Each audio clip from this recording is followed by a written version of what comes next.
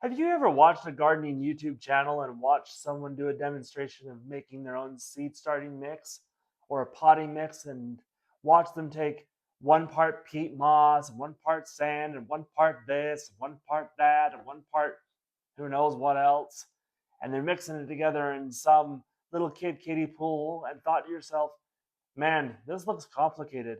And not only that, this looks expensive. I ain't got time for this. Well, let me show you what I'm using. And it's a lot easier, no mixing, and no buying expensive ingredients. To show us this product, I'm going to bring in a special assistant. This is Jiffy Seed Starting Mix. You can buy it at Walmart. I just want to thank our wonderful guest for his great expert introduction to that product. This Jiffy Seed Starting Mix is wonderful and is a pretty simple composition. It's just peat moss, vermiculite, some coconut coir, and then a little bit of lime to balance out the pH. I recommend filling your trays and then making sure the medium is moistened before you plant your seeds. Now let's go see some of this mix in action. One of the things that I love about this particular seed starting mix is that it stays moist for quite some time. I planted all of these cool season spring-like vegetables 2 nights ago.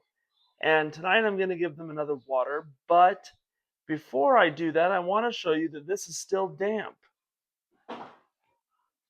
You can tell from the color of the soil there.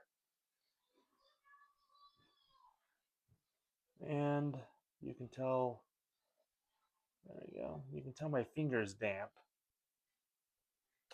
Actually, when I put a humidity dome over these, not these, but some other seeds I started with onions from another video, they actually molded, and so the one set went bad on me simply because it just locked in too much moisture. So I would not recommend putting on the humidity dome if using this product. Just take a look at these Walla Walla onion seedlings that I started just a couple of weeks ago. They're doing fantastic, and they were planted in that same Jiffy Seed Starting mix. And there you have it. I believe this stuff is very similar to the Jiffy peat pellets that you buy, the greenhouse kits that I showed on my video that I posted just a couple of days ago about seed starting supplies that I recommend. I don't know if they're exactly the same, but they're made by the same company. And like I said, I had wonderful results with those peat pellets. The only reason why I'm not using them anymore is because you always have to replace them and it's kind of pricey. But the actual brand and product I think is great. So that's why I decided to go with this mix. It's that straightforward. No need to go find expensive ingredients that are hard to find or complicated.